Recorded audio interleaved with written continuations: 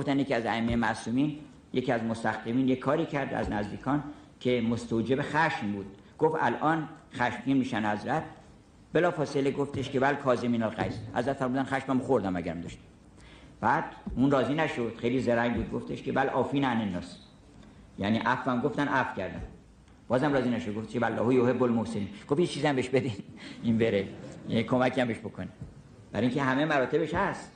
الکاظمین الغیظ، ما ببین چه مرتبه است که اولا خشم تو بخور، بعدن عفوش هم بکن، یه چیزی هم بهش بده.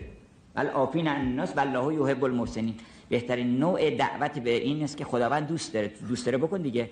اگر محسنین رو خداوند دوست داره احسان کن. پس بنابراین قرآن رو بر مبنای این که ما میخوایم بفهمیم و عمل بکنیم در نظر بگیرید، نه بر مبنای ثواب و نمیدونم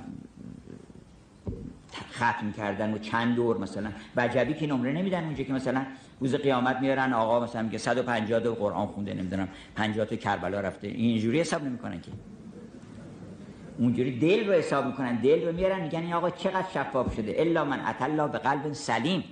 و دلت رو به سبب این آیات با صیقل این عبادات اینا رو شفاف بکنی که بعد بتونی اونجای مقامی پیدا بکنی.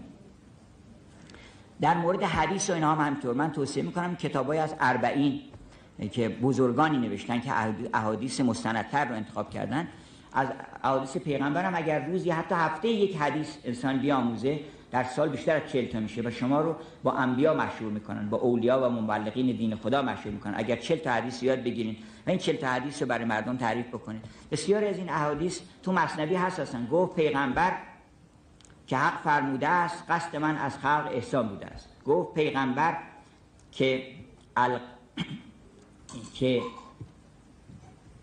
گفت پیغمبر که الناس نیام، پیغمبر فرمود که مردم الناس نیام اذا ماتون تبهوا، وقتی که مردن بیدار میشن. خیلی حرف مهمه که آدما خوابن، وقتی بیدار شدن یه مرتبه صبح بلند میشی میبینی یه خبر دیگه است. به صبح 8 چون گردی تو بیدار ببینی کان همه وهم است و پندار. حدیث گفت پیغمبر که رحم آرید بر حال من کان غنیاً فافتقر. او پیغمبر گفت پیغمبر که بر این 3 گروه رحم آرید از سنگی در زکوه، آن که او بعد از عزیزی خار شد، وان که بود با مال. و حالا مردم که عزیز بوده خار شده یه طوری صحبت میکنن که مثلا خوب الحمدلله که به زمین خوردین. گفته که نه، اگه کسی عزیز بوده خار شده اینو محبت بکنیم بهش، نذارین بهش تلخی این خاری رو بچشه. آن که او بعد از عزیزی خار شد، وان که بود با مال و بی دینار شد. یکی هم پولدار بوده فقیر شده شما بی لطفی بهش نکنین، اونم عزیز بدارینش. بود که بود با مال و بی دینار شد. آن سوم، البته مقصود اون سومی است، آن سوم اونم بهش رحم بکنید. آن سوم آن عالمی که در جهان مبتلا گردد میان ابلهان، یا مبتلا گردد میان گمراهان. نظام میگه هر ناموری که این جهان داشت، چون هست در عالم بالاخره یکی مزاحم شخص میشه، هر ناموری که این جهان داشت بدنام کنی که ز گمراهان داشت. یوسف که ز ماه عقد میبست از حقد برادران نمیرست. عیسی که دمش نداشت دودی میبرد جفای هر جهودی. احمد که سرآمد عرب بود هم خسته خار بولهب بود. هر دفعه یه آیه‌ای رو انتخاب بکنید، یه حدیثی رو برای یک ماه. از نهج البلاغه من 2 تا چیز به خصوص توصیه میکنم. 2 تا خطبه رو، یکی خطبه حمام که همش در اخلاقه، یکی خطبه توحیدیه که تمام درس حکمت و فلسفه است. این 2 تا خطبه رو به خصوص تلاش کنید که بخونید. از دعاهام دعاهای معصوره رو، اینا رو برای اینکه مثلا دعا بخونید و یه جایی مثلا باب الحوائجش نکنید. دعاها تعلیمن. این دعاها رو چراغ هدایت بکنیم. این دعاها خیلی ارزش دارن، به خصوص مثلا دعاهای مثل دعای کمیل، دعای صباح. اونجا بفهمین که فی اللیل الالیل، اون شبی که از شب تره یعنی چی؟ اون شب جهله که این چون این شب خیلی ستاره‌ای داره، گاهگاه ماهی چیزی هم داره. شب خیلی شب نیست. اون شبی که هیچ فروغی نداره، هیچ نوری نداره، هیچ ستاره نیست، از اون پناه ببرید. در این اون کسی که ظهور کرد، نبی که در لیل الیل ظهور کرد، اون رو بفهمید که چی داره میگه. بعدم این 5 تا کتاب که من همیشه گفتم که فردوسی رو شبی 10 بیت شاهنامه خوانی بر خودتون درست کنید، یا 5 بیت کافیه. در سال 3000 بیت فردوسی میشه. آدم همه چیزایی که مهمه یاد میگیره. از کتابای منتخب فردوسی انتخاب بکنید، هر شب 5 بیت 10 بیت بخونید. از سعدی و حافظ و مولانا روزی یک غزل حتما بخونید. یه غزل صبح، یه غزل ظهر، یه غزل شب، از این و اون، این سه تا بخونید. این چرچیل میگن در سخنرانی‌هاش که خیلی فصیح و بلیغ بوده، علت چه پرسیدن گفت برای اینکه من هر روز یه مستخدم داشت که حتی موقعی که داشته ریشش اصلاح می‌کرده یه نفر واسطه بوده براش غزل می‌خونده، غزلات شکسپیر رو می‌خونده که این کلمات تو گوشش باشه، فصاحت بهش بیاموزه. ما فصاحت و حکمت و الهیت و هزار چیز یاد می‌گیریم از سعدی و حافظ و مولانا.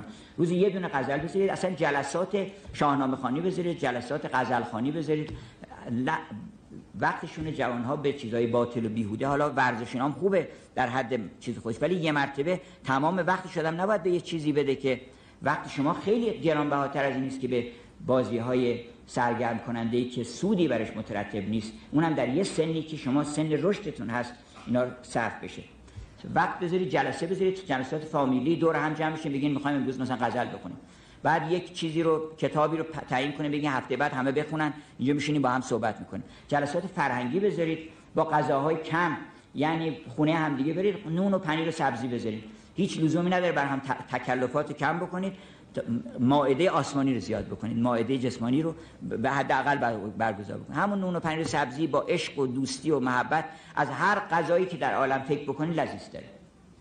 پس این نظامی و ببخشید فردوسی، بعدا نظامی، اینا رو روزی 10 بیت نظامی بخونید، 5 بیت نظامی بخونید. بعد مولانا همینطور. مولانا 3 تا کتاب داره که هر سه تاشو یه تیکه بالا سرتون بزنید، اینا رو یه تیکه فی مافی، من اینا رو تلخیص کردم، 114 تا قطعه شده.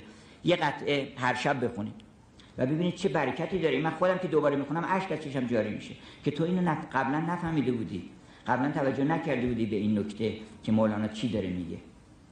بخونید اینا رو. 114 تا نکته و لطیفه درش هست که هر کدومش کلید یه مشکلی از زندگی روزمره شماست. و همینطور مثنوی رو و همینطور دیوان شمس رو. کتاب کیمیای سعادت غزالی رو به عنوان یک نموداری از نخبه از مجموعه لطائف فرهنگ و آداب و سنن اسلامی اونها رو بخونید.